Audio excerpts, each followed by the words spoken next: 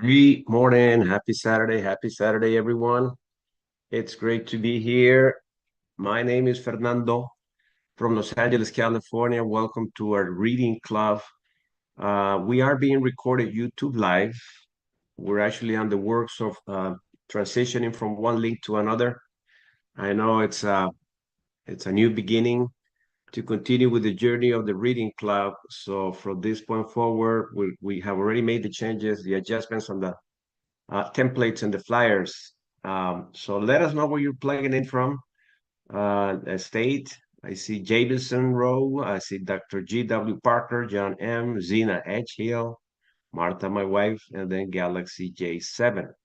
We're going to get started with a reading club. So there might be a little bit of adjustments that we're going to make eventually as we start to promote it accordingly from this point forward.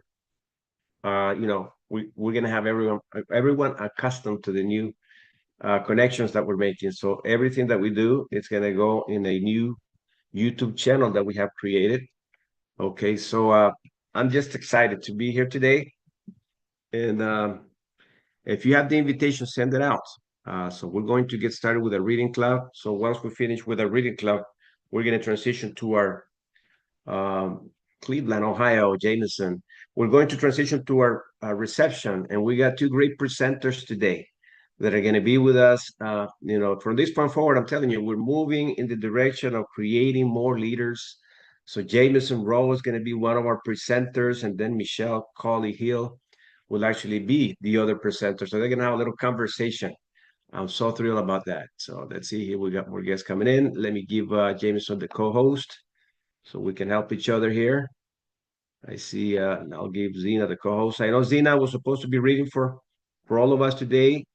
Let's keep her in our prayers. She's going to a funeral right now. So, Zena, you are in our prayers. All right, let's get right into it. Grab your cup of coffee. You like my background? Pretty nice, right? Okay, so let's get right into it. Last week, we actually wrapped up right where it says increased influence on page 195. And Jameson, as a matter of fact, I've learned something from Jameson. You got to be first before you do and before you have, right? Here we go. More participants. Great. So I think it's important to understand where we are now in the leadership scale. This book that we're reading called Developing the Leaders Around You definitely transformed my life. I read this book back in 1998. I think it's when the book recently came out. At first, I read the leaders developing the leader within you, and then I went ahead and read the book developing the leaders around you. I wish that had this version. It's three books in one, because I also read the Winning Attitude, and I had bought all the three books. And so right now we're going to transition to page 197. If you have the version that I have, it's page 197. The leader's lasting contribution is reproducing generations of leaders. And that's the intention of what we do in the business world, right? In our lives. It's to eventually leave a legacy. And there's nothing greater. I know that money, it's something awesome we can leave behind. It's a monetary equivalent. But when it comes to reproducing generations of leaders, we're talking about our family legacy. Just think about how you can hand out the baton to your family in the leadership scale, where they can continue to run with a legacy, besides the people that you're going to surround yourself with to do business. So let's learn a little bit about this experience, and we can all participate. I'll be pausing as we continue to move forward in our chapter 10, Reproducing Generations of Leaders. It's time for a new generation of leadership. John F. Kennedy said in a television address during his 1960 campaign for the White House. Perhaps no president realized the need for successive generations of leaders more than Kennedy, the first commander in chief, born in the 20th century. He emerged as a nation's leader in the brink of a decade filled with radical changes. As I explained in Developing the Leader Within You, Most people believe that each new generation of leaders is born rather than developed. They think that new leaders come out of the wombs as leaders and simply wait until they are old enough to take their rightful place in society. Exactly. That's what people say. You were born a leader. Oh my God, you were born intelligent. You were born with these incredible talents. I think we are all born leaders. We just don't know it until we identify that we are one. Okay. As a result, many leaders are willing to simply As a result, many leaders are willing to simply to produce followers, expecting new leaders to show up on the scene when their time comes. Those types of leaders have no idea how much they are limiting their own potential and the potential of the people around them. As I have said before, a leader who produces followers limits his success to what his direct personal influence touches. His success ends when he can no longer lead. See, that's why it's important that we truly understand the leadership role, because there's a lot of leaders that develop that only have followers and don't develop leaders. And I love the fact that when you have leaders, you can recognize them. How do you recognize leaders in the crowds? They show up to everything first. They don't miss anything. They're always where they need to be, preparing themselves. So when they're called out, yeah, we all fear the leadership role. We take a step ahead and say, listen, I know that I'm afraid. I know that I've been called out right now because it's time for me to perform all the things that I have learned from showing up to everything. All right. Let me see, we got another participant. So that's the key. And that's why I love, the fact that now that we have new leaders like Jameson Rowe, I'm starting to work with him. And he's been around our trainings, our reading clubs. He's participated in the reading clubs and he has performed tremendously. So now he's developing himself to information in collaboration with Michelle Colley. You see, these are the things that I truly desire and that I have a passion for. It's seeing upcoming leaders perform to their fullest potential. And I know that there always is that very first time where you really have to spread the wings, like Jameson Rose said the other day. We're like eaglets, right? They just push us out, see if we're ready to fly. And that's just the way it is because you have been preparing for so long. On the other hand, a leader who produces other leaders multiplies his influence. Why? Because now you're relying on the talent of other people. It's amazing to see how we can start to rotate things when you don't have to be around anymore and then things run on their own. And I've led organizations of more than 20,000 people strong. And you have no idea how awesome it feels that you don't have to run everything. I had a young man in my group who ran an organization of more than 15,000 people. You know how great it felt when I show up to events? It felt so amazing to see that he had everything already set up, all the banners, projectors, DJ, the crowd already. I mean, it felt so good. Even the training. The only thing my wife and I did when we were in that, precious moments of our times is we just showed up to recognize it. That's the power of developing leaders because there were 50 leaders that we built running 21,000 people strong all over the country. And we're aiming to achieve that direction and surpass those numbers again. Okay. So, so a leader produces other leaders, and he actually the leader multiplies his influence.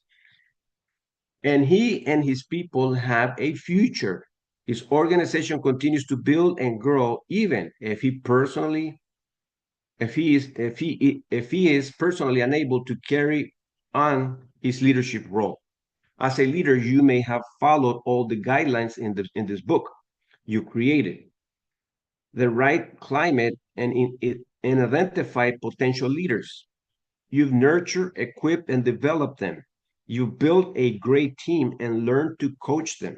At this point, you may think your job is done. It's not. There's one more crucial element, and it is the true test of success for a leader who develops other leaders. The leaders you've developed must carry on a tradition of development and produce a third generation of leaders. If they don't, the building process stops with them. See, when we're talking about producing leaders, and I'm going to bring this closer to home in our arena, I don't know what business you're in, but if we are in the same business, you're going to understand a little bit about what I mean by developing leaders. See, when you have three levels of leadership or three roles of leadership, right? It starts with you, and then there's your first level, there's your second level, there's your third level. If your third level is doing exactly what you taught your first and your second, and you taught your first and your first taught the second, and the second taught the third, that right there is reproduction of leaders. Uh, Going back to having 21,000 people strong, the leader that exploded the organization was, I believe, like 7 levels in the organization deep. He exploded, and it took it to 15,000 people strong all over the country. I didn't know he was going to be the one. We just kept on working, duplicating until all of a sudden we found someone that run with it. The success comes only when every generation continues to develop next generations, teaching them the value and the method of developing the next group of leaders. See, I want you to think about this also in relates to your family. What are you teaching your kids?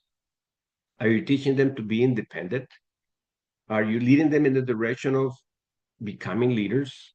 I can honestly tell you that my son, because he was responsible when we left our house to go to work and handle business, when he was like 8, 9 years old and his brothers were around, grandma obviously was there to watch them. I always left them responsible. I said, listen, when dad's gone, you're the dad. You make sure that you look, over your brothers, take care of your grandma's taking care of you, become a team. So he grew up thinking like that, and he took the role serious. I went through a divorce. I'm not shy or embarrassed to talk about that. They were so prepared that when the divorce happened, my oldest son led my other three kids in the and difficult moments. And it's amazing the kind of relationship that they have developed and they have built. They influence now kids. They are leaders in the things that they do. They're professional rock climbers. So now they're hired in all those incredible gyms, and kids really love to be around them. And it feels good, when you know that you have done your mission to develop them to become who they became. And it's amazing to see how they take care of themselves and they lead by example. And people love them. And that to me, I feel honored. Just the way I do feel honored working alongside each and every one of you, seeing you develop and perform to your fullest potential. To me, it's treacherous. It's something that I always keep in my heart. So I love that. I love leading. I love developing other leaders. I love to be on the sidelines, right? Looking at you and seeing who you have become. That to me, it's an amazing way to see how we can evolve to impact other people. Let's continue. Or not unless anyone who wants to comment anything, you can raise your hand. Here's what I'll do. I know that normally we close videos and microphones, but we are actually on the leadership role. And each and every one that is here this morning with us, you know, can responsibly open up the camera and or the microphone so you can share. All right. Because sometimes we could be, maybe in the kitchen, distracted a little bit, and then we open the camera accidentally or the microphone, and we don't want that to happen. Anybody has any comments or anything that you're taking from this morning's reading? All right. If not, we'll continue.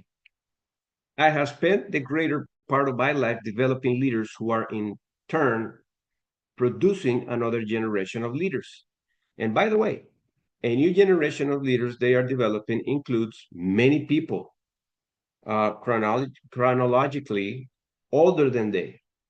In fact, the majority of people I spent my time developing have been older than I. See, there's different type of there's different times in our lives where we're young and we become young leaders, right? Like when I was 24, when I started the business world, by the time I was 29, I was leading people that were older than me. Okay. Now that I am 56, and I'm turning 56 May 11th, by the way, then I'm leading people my age, a little bit older and younger. See, but we're always leading, whether we are young or whether we are older, but we're always leading. I was called to begin dedicating myself to the process of developing leaders around me when I was still in my 20s. Many leaders make a mistake of believing that they can only develop people like themselves in personality, temperament, natural abilities, and socioeconomic background, but it's not true. Leaders can develop many kinds of people. In my life, there are four people I consider to be my greatest success in leadership development. And what was required for their development was very different in each case. Yet, they have been developed and they have added incredible value to my life, more than anyone else outside of my family. Each person has not only lightened my load and extended my influence, but they have been especially successful at carrying on the tradition of developing leaders around them. Each of the four people presented a different challenge to me as a developer of leaders. They had very different levels of experience. Their temperaments were different from mine and from each other's. Some had well developed relations, relational skills, while others didn't. But despite the difference, they all were capable of becoming leaders and developing other leaders. I have found that there are three things that are required for a person to become a leader. Are you all ready to take notes? All right. Listen to the first one, desire. The ability to become a leader begins with a desire. It is the only thing that the developer cannot supply. The amount of desire will largely determine the potential leader's progress. Great desire can overcome a multitude of natural deficiencies in a leader. You know, we can have fear, and it's okay to have fear. What is not okay is to let fear stop you. That's not okay. What it's okay is to challenge your abilities that you want to develop by having a burning desire. See, that's one thing that I've learned to confront when I was young, because I grew up with a very, very low self-esteem for many things. I became a young father when I was 17. So when I was exposed in the selling business, being a plumber, working too many hours for too little money, I was exposed to a lot of people that were influencing and leading a sales organization. And I was very afraid. I don't know if you have been in that situation where you're very afraid. You feel like, you feel left out from the crowd that you're in because you don't know what conversations to start with them or what questions to ask them because you might think you might sound stupid. That was me, my first year and a half. But as I can continue to come back to the trainings every Tuesday and every Saturday, to me it was training Tuesday and training Saturday because I couldn't talk to people. I didn't know how. I started to surround myself and started to feel pretty influenced by the people that I wanted to be like. So my desire to do that allowed me to overcome all my fears. And as I started to mimic, because when you got to start somewhere, right? When you don't have your own skills pretty well developed, you got to start copying people. So I started copying people. I started to dress a certain way. I started to talk a certain way. A few phrases that I learned also from other leaders allow me to feel better, right? And the leaders never made me feel bad. They always made me feel special. And those things allow me to encourage myself to build a strong desire to continue to be a part of that audience. See, that's why when we work together, we got to bring the best out of each other. Yes, we got to challenge each other, in a positive way. And we got to, by challenging each other, meaning we have to make ourselves uncomfortable sometimes, a little competition, a little conversation about, hey, I'll make two more sales than you. I'll bring another person more than you, right? These type of things allow you to, boil, your blood boils because you have the desire not to leave your team down, but most important, not to leave yourself down.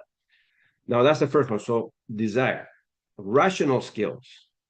In all my life, I have never met a great leader who did not possess good relational skills. Relational skills. I'm sorry, relational skills. They are the most important abilities in leadership. Without them, a person cannot lead effectively. Many people believe that relational skills are determined at birth and cannot be learned, but that's not true. People's temperaments incline them to relate to others in a particular way, but they do not dictate their relational abilities. Even the most introspective, melancholic person can learn to develop good relational skills. For nearly everyone, relational skills can be learned and improved. All right, so I'm gonna read the little. I forgot to read the little squares that you see here on the side with the bold letters.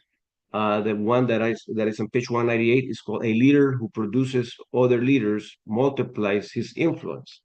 And then the other one here at the bottom is rational. I'm sorry, relational, not rational. Relational skills are most important abilities in leadership. Yeah, I think a basic topic to always talk about, and I always talk about family, occupation, recreation, right? These are topics that allow you to create relationships. Why? Because we all have families, we all have occupations, we all like recreational time. And when you learn to have a basic conversation in those areas of our lives, it allows you to see how people think about their family, their occupations, a recreational time. And it's a good icebreaker. I always use this kind of icebreaker when I talk to people. Why? Because they always have a lot to say, either about their family, occupation, or a vacation that they took, right? Recreational time. So basic skills, allow you to allow you to build relationships. Okay, so practical leadership skills. There are the how-tos of leadership, which a person acquires through your modeling, equipping, and developing. These two are learned. When I came into contact with each of the four leaders, I will introduce to you. They all had different skills, but they had in common a great desire. And I know that this morning we have leaders with great desire. I like hearing Cassandra's stories, when she has meetings, or Monifa's, or Zina's, or Jameson. I see Ty Love. Okay, great to see you, Ty Love. Elisa. We have Robert Perez, Dr. G.W. Parker. I mean, the list can go on and on and on. But I love to hear, what you bring to the table, having conversations with you. As a matter of fact, Monifa's wants to grow a Spanish speaking organization. So she's introducing me to people that speak Spanish. You see, we're able to connect with people. It doesn't matter where you come from, it doesn't matter what you look like, as long as you have a strong desire and then you want to succeed, and then you find the environment that you want to be a part of, is what makes the leadership opportunity so amazing. Anybody has anything to share? I'll stop right here if you want to comment.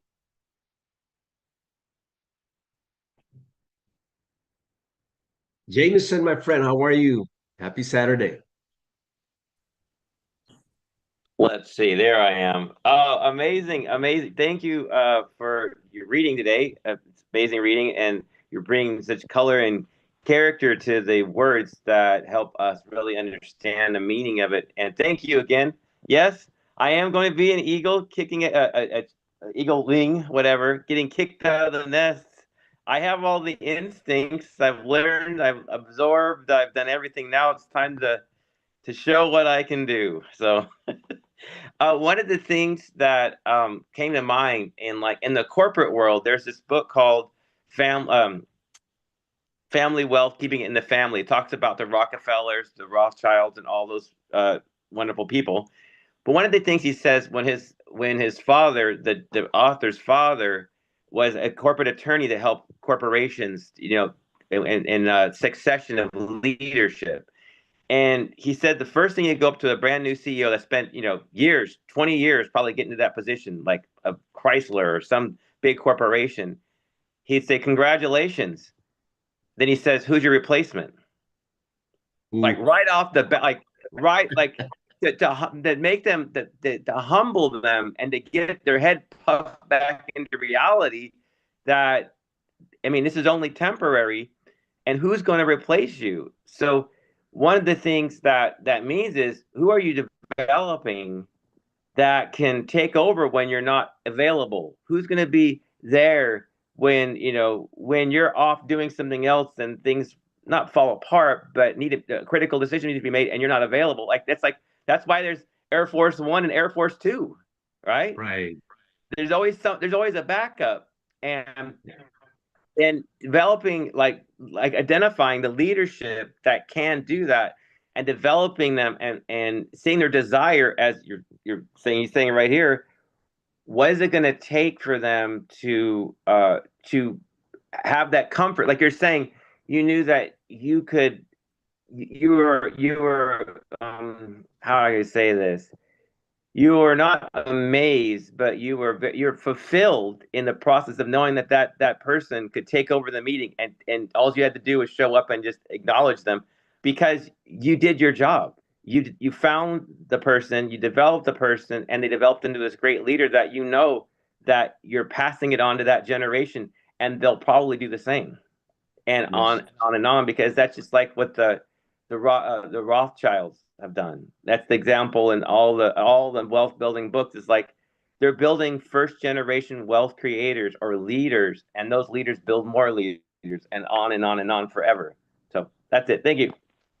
Wow, Jameson, I'm telling you.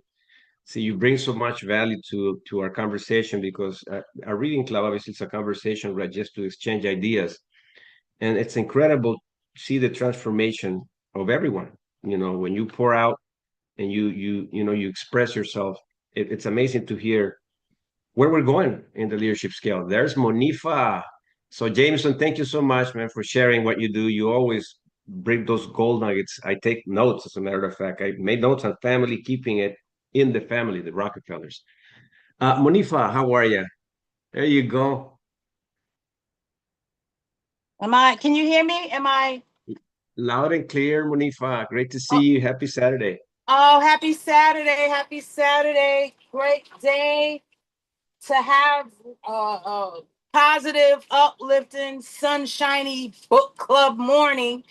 And I'm excited to be here today. I had a little challenges getting on, so I really didn't really grasp the reading early on, because I didn't know it was a new link. I was waiting on the other link. But what I heard so far, you are only as great as those that you build up to be, like you are in a leadership role that they could carry on, because no one lives forever, right? No one lasts forever. You could be here today, gone tomorrow. So you have to have someone to still be able to carry out the mission, if you're not around. So that's key to us being leaders. Once we learn, continue to, we call it implement, learn, and teach. Implement, learn, and teach, or invest in yourself, learn, and then teach, right? So it's a constant revolving threefold cord. You have to continue to be able to grow those around you, i.e., the book we're reading, building leaders around you. So I'm excited to be here, excited to learn. I was that introvert and that melancholy person. I was always told to shut up. So therefore, it made me sad. Why can't I speak? Why can't I voice my opinion? So then I started building up, walls, and being having low self-esteem and all those things that, when your parents don't know, they don't know. If they grew up like that, all they could give you was what they learned, right? So, you know, that's what they were brought up under. So that's what they, gave to me. But if they knew the tool where to do it in a positive way, like the book said, you can do it in a positive way. Yep. You could tear down, but always build up. Wow. So thank you so much for having me share. I love you so much for being available for me, for being there for me when I need you. You and Dr. Parker I love you guys to life. Thank you so much. I got to get back to work. Thank you, Munifa. I'm telling you, those gold nuggets, my God, I get the goosebumps when I hear you all. Thank you, Munifa. You're welcome. Hey, Thank you. Good morning, you know what? everybody. Morning. Good Hey, you know one morning. thing that Munifa, hey, Cassandra, one of the things that Munifa brought to the table for us, if you notice, she couldn't find the link. She thought we still were using the other link. But what did she do? She's here with us. She came in a little late. I figured, I said, you know what? There's been changes. But even though the changes happened, she showed up. Yes, we do have a new link. It's called Diversified Cash Flow, not diversified. It's diversified with a Y. And there's an intention why we made it that way. And you can look it up what diversify stands for. It brings everything together, people, finances. So the idea evolved from that. So now from this point forward, we are diversifycashflow.com. That's our Zoom link. Okay. So thank you, Monifa, for pouring out to us and really bringing these goodies to the table. Okay. Implement, learn, and teach. Implement, learn, and teach is what I'm taking from you. You're only as great as the people you develop or you surround yourself with. That's another thing that I took from you, Munifa. You see how we learn from each other? So, hey, I'm telling you, I feel blessed. I feel blessed to be here with this circle of champions, circle of leaders. And all I can say is, I feel good hearing the feedback of what you bring to the table. All right, so let's move on. Still got about 29 more minutes. A follower becomes a leader. I was a follower, and I still am a follower, transforming to a leader because I'm still coachable. I will never stop learning. I think I will always be a follower, but not just a follower to be a follower. I'll be a follower of leadership so I can hand down the baton to others. I follow Dr. G.W. Parker's footprints. Everybody. I follow you. You guys bring so much to the table. So I follow because I listen. I want to know more Monifas, more Jamesons, more Cassandras, right? I want to be around people like Lisa's and Zenas, okay?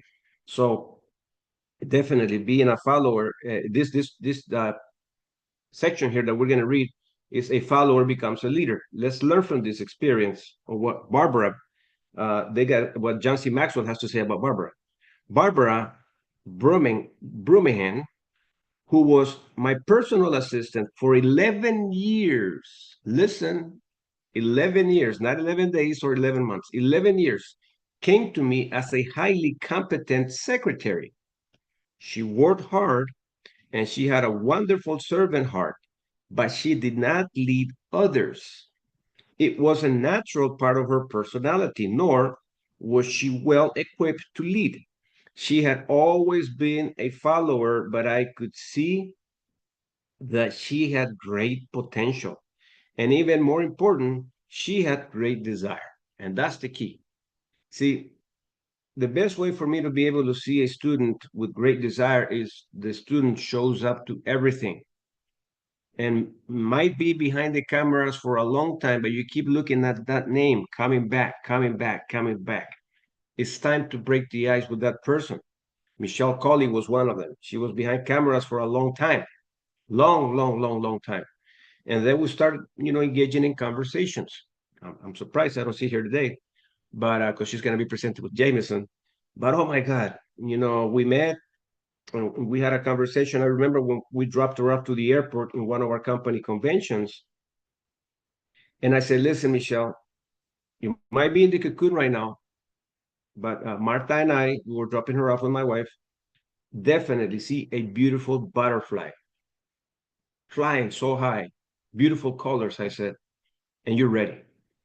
I think that was a defining moment for her because she felt at home when she met you all. She met Elisa, and so she left. She left inspired because she felt that she had found home where she was not going to be criticized, as Monifa alluded to earlier. That she was always criticized because she would probably raise her hand and she couldn't be welcome for a conversation. Michelle went through similar situations when she was growing up, so we become introverted when we're attacked. Our self-esteem just dies when we're not included in conversations, or maybe we are laughed at, and or maybe they tell us, don't say nothing, shut up. keep your mouth closed, right? So things like that can affect us. But once you feel that you're able to spread your wings, wow, look at her now. Incredible presenter, incredible trainer. And she brings incredible ideas. Zena, same thing. So Cassandra, when I met her, she was always behind cameras. And now look at her, right? When I first came to Skyline Church, I began looking for an assistant. And Barbara was recommended to me by one of the pastors on staff. When we met to discuss the position and I began asking her questions, she was uncommunicative, almost to the point of being rude. Wow. I quickly changed tacks. I quickly changed tacks and began doing the talking, showing her my goals and vision for the church, myself and her. After listening for a few minutes, she began communicating with me. I immediately saw that she would be perfect for the position. Wow. And I hired her. I found out later that she had come to an interview against her will because she had envisioned being a secretary in a church as a boring and devoid of growth opportunities. She was more interested in learning and growing, and grow she did. Barbara was like a sponge. With Barbara's development, I went slowly. It took her about 2 years before she felt really confident. See, it's time. 2 years, not 2 months, not 2 days, 2 years. It looked like it took her 2 years before she felt really confident in her position and began showing signs of leadership. I'm telling you, you have to have a 5 year game plan. If you're going to be a part of a circle and you know for a fact that that's a winning circle that is going to help you develop, you got to commit through the process of a 3 to 5 year game plan and really showing up attentively, listening, paying attention to everything, learning like a sponge. I model leadership, expose her to teaching, and working interactively with her. I was always careful to spend time explaining not only what things I wanted her to do, but why I wanted her to do those things. She told me recently, yeah, that she felt like she was getting personally developed every day. After we had worked together for a few years, she knew me so well that she could answer any question for me or make nearly any decision in the same way I would. In fact, she and I once took personality test. I answered each question and then she took the same test and answered the questions as she thought I would. When we compare answers, she had only missed two questions. She was quick to point out that she had missed one of those because I had an answer. I'm sorry, and I had answered it wrong, and she was right. You may have people you are preparing to develop who are non-leaders like Barbara was. If you do, there are four things to keep in mind as you develop them. So we still got another, yeah, we still got plenty of time. So let's listen to this four. Maintain a positive environment. And that's hard work. Maintaining a positive environment is hard work. And these are the things that I have learned from John C. Maxwell in 31 years of dealing with people. See, we have to be a thermostat because a lot of people are thermometers, but you gotta maintain your temperature where you want to have it. And these are the things that my wife and I do every day to prepare being a thermostat because we deal with a lot of people every single day. Yesterday was a pretty hot day from early morning until late at night. Building a new brand for us to meet on Zooms and having a YouTube channel that it's still not working, but we're being recorded in another YouTube channel. So I went to bed maybe around midnight. But throughout the day, since early morning, I had a client that was pretty upset, and she was really going off on me. So and handling other things, right? And I had to find a solution. And how did I do that? Simply by sitting down with my wife and do our normal reading that we do. We read for a good hour before we work out. And that's our meditation time of privacy. because it's important that you cultivate yourself every single day. And being here this Saturday, it's only a 1 day of experience that you can have, but put it into good practice where you can read by yourself. And I used to do that when I didn't have my wife. I would sit in my car before working out and I would read and cultivate myself. It's something that I've been doing since I went full time and I understood having an organized schedule.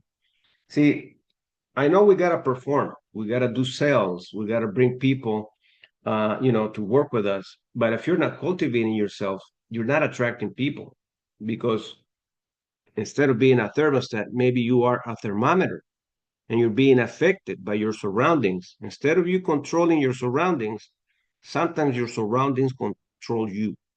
And if your surroundings are controlling you, this is what you're doing at all times, right? Being a thermometer. So keep this in mind. This conversation, just think about what I'm doing and create this image. I am a thermostat and I will hold my temperature where it needs to be. I don't care what happens. If people get upset, you know, like yesterday, someone, again, a lot of things happen in the surroundings. You can see it in the news. Near our house, someone had stolen a car. And it was a chase for a long time. The helicopter scattered and camera.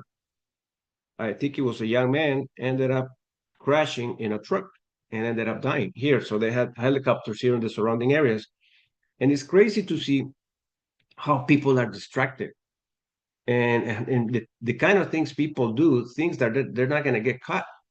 So every day there's always challenges, and always remember my words, especially when someone wants to make you feel like they are thermometers.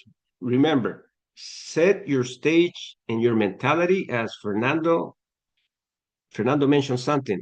And once you become spontaneous with this information, am I behaving like a thermostat or am I behaving like a thermometer with this person here trying to make me feel awkward? Don't let anybody make you feel awkward, because the minute that you do, you're giving them the control to make you feel the way they feel. And you're going to confront that every single day, somewhere where you go to the store. 2 weeks ago, they scratched my wife's car. Some guy was backing up. She drives a beautiful BMW and scratched the bumper and left. And we heard a loud sound being in the car. I was on the phone having a conversation. My wife is right next to me, ready to go to the grocery to buy groceries. The guy just left, and we didn't even notice, right? So we moved the car, and she moved the car. So she said, "You know what? I'd rather park closer to the door of the store," and not noticing that the car was already hit. So when we got out, we see the two scratches on the bumper. The guy left. See, we're going to be confronted by things. And yes, it's hard sometimes to accept it that people are distracted and they're thermometers. You have to be a thermostat at all times. Hold your temperature where you need to have it. And don't let anybody influence you from being positive to negative, because they can easily recruit you to a negative attitude real quick. Okay. And you don't want that. All right. So maintain a positive environment. People who do not already possess leadership skills must have an environment that is positive and conductive to their growth. Without that environment, they will be afraid of growth with it. They will be willing to learn and try new things.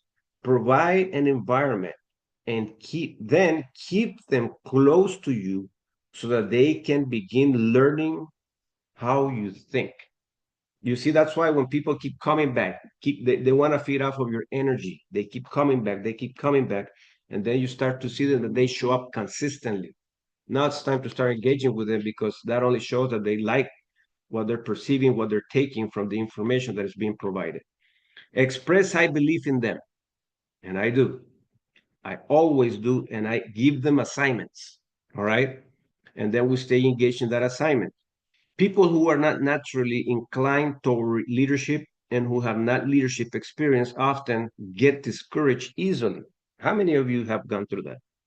I mean, even though right now we still get discouraged, but we got to get back in our grind, right? We got to get back in our focus, because they have not been leaders before.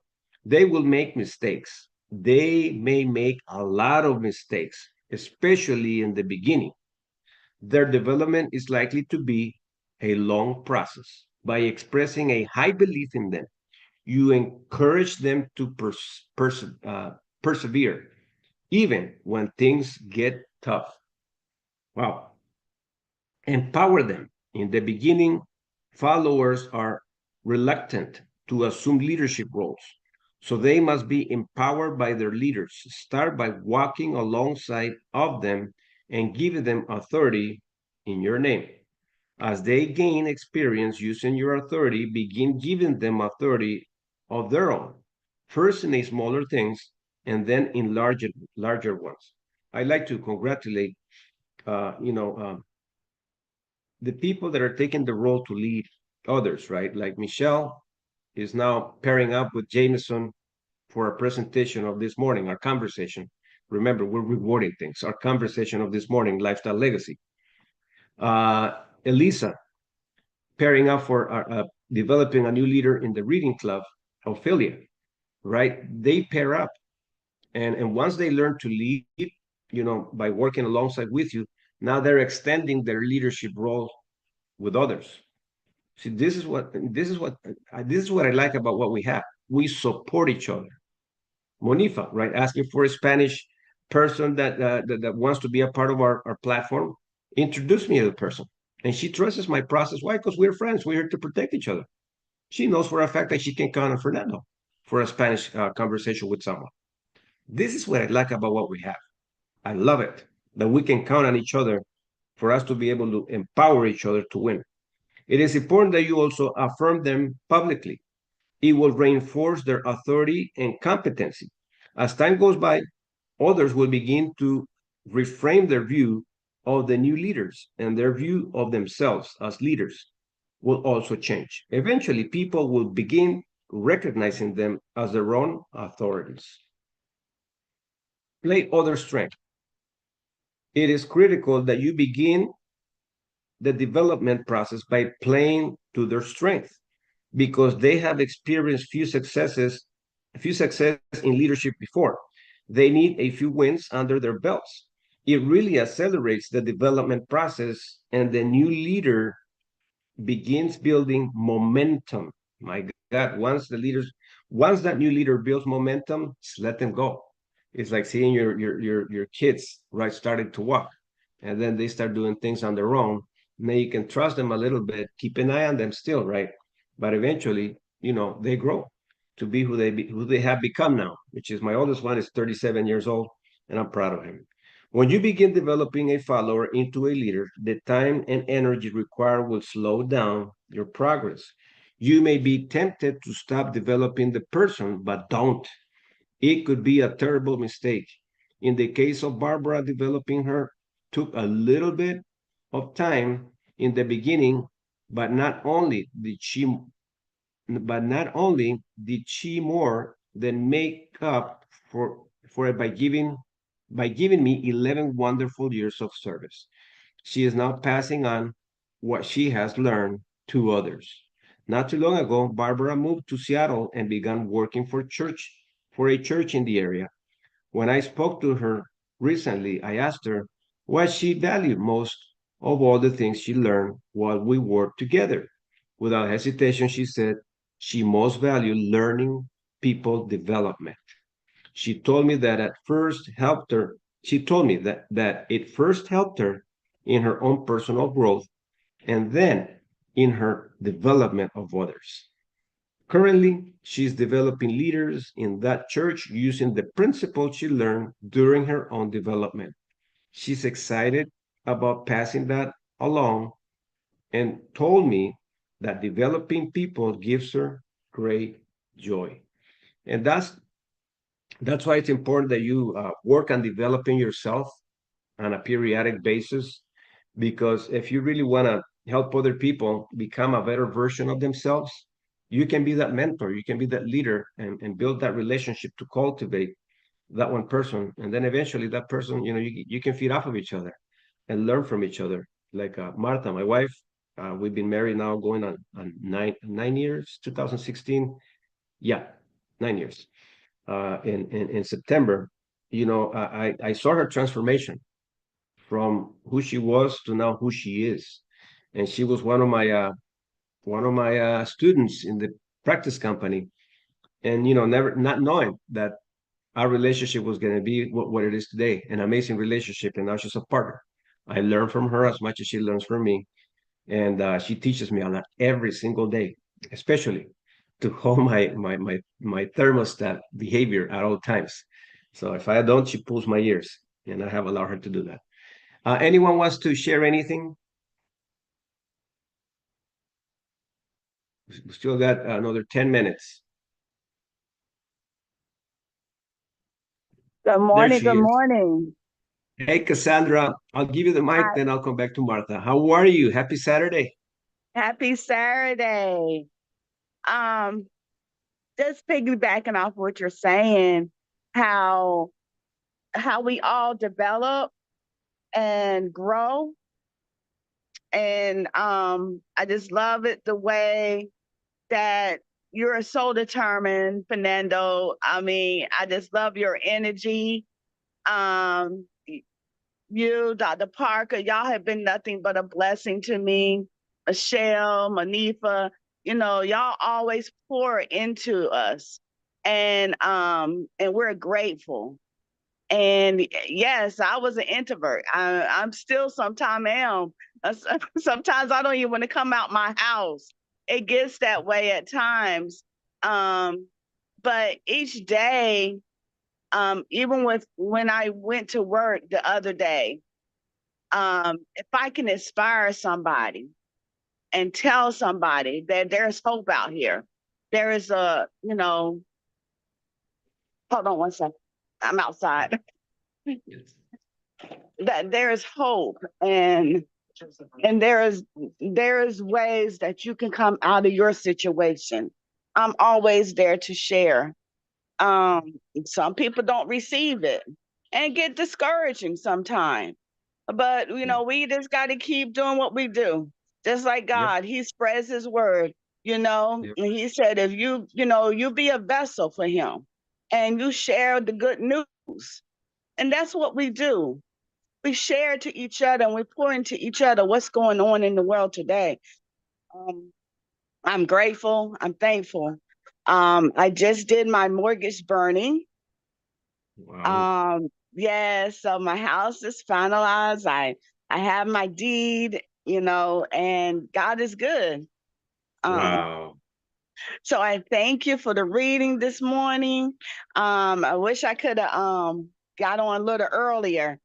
But yes, sometimes it is a change, and we just Wow. got to adjust to a change.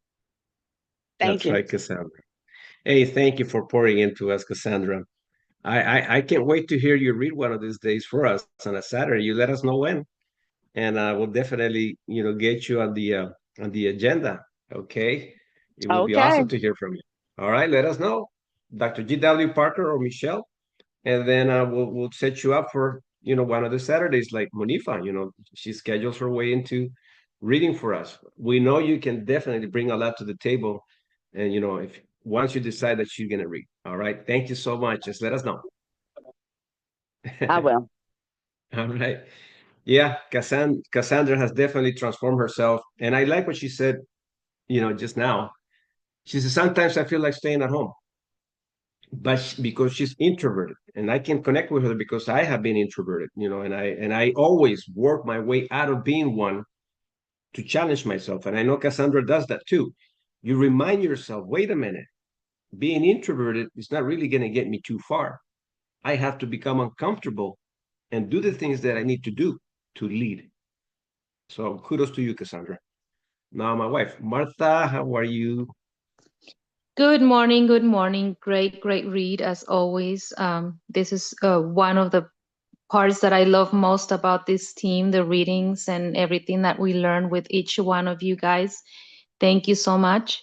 And yes, what I like to say is that what I love about this industry is that we are always encouraged to become great leaders, to become to just come out of our shells, and you push us to be better, to speak up, to become those great leaders, so that we how do you say, so that we duplicate ourselves in others.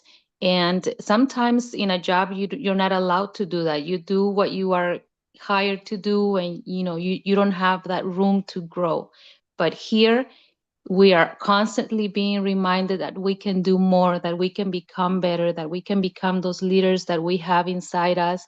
And I agree with Monifa, when we are little, sometimes our parents, because they didn't know better, they're constantly telling us not to speak up, to be quiet. I remember when my mom, when I was little, when we used to visit family members, or go to an event or something, she would always tell us, and you don't speak up, you don't say anything, and don't ask too many questions, and you just stay quiet, and don't say much. And you're always constantly being told not to speak up. And when you are in this industry, you are told the different.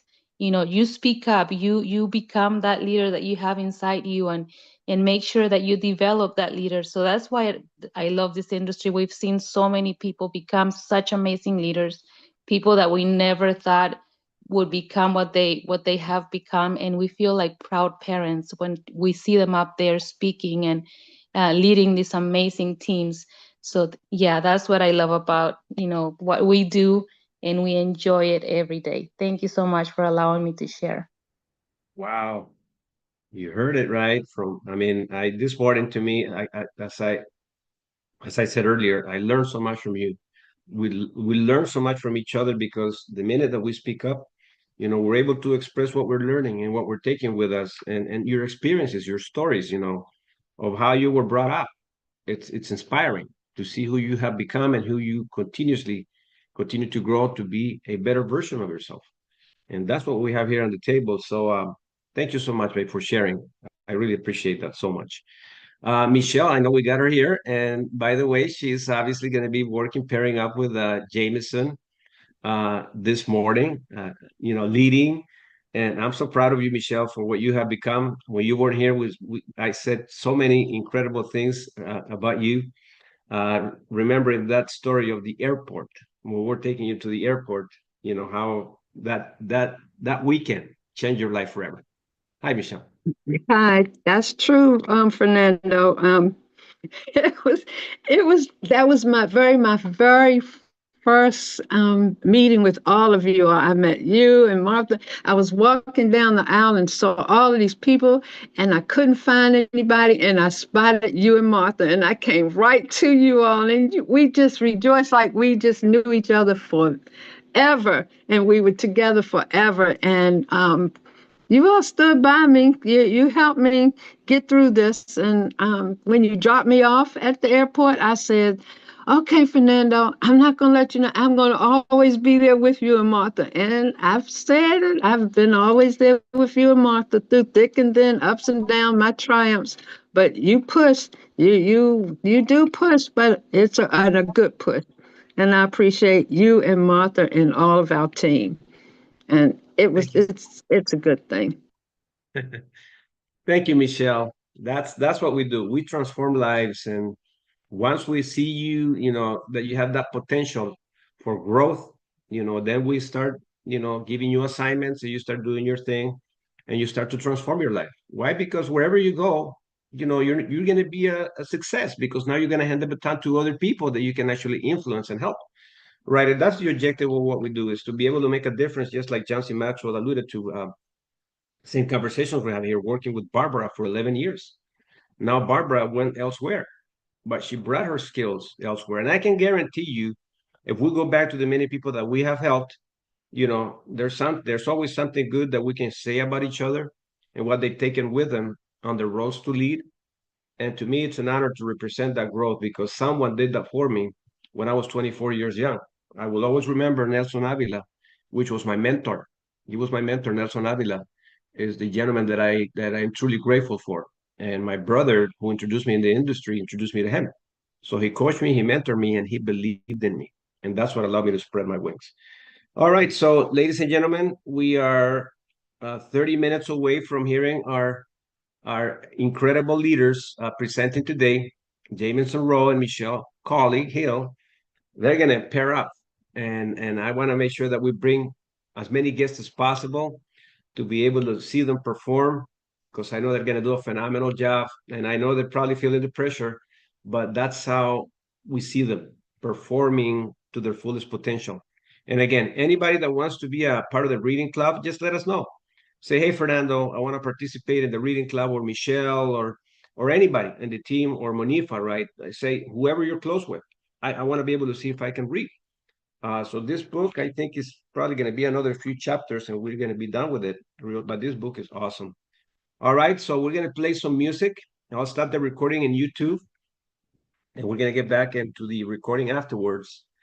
So it's time for us to the invites. Anyone else has anything to say before we play some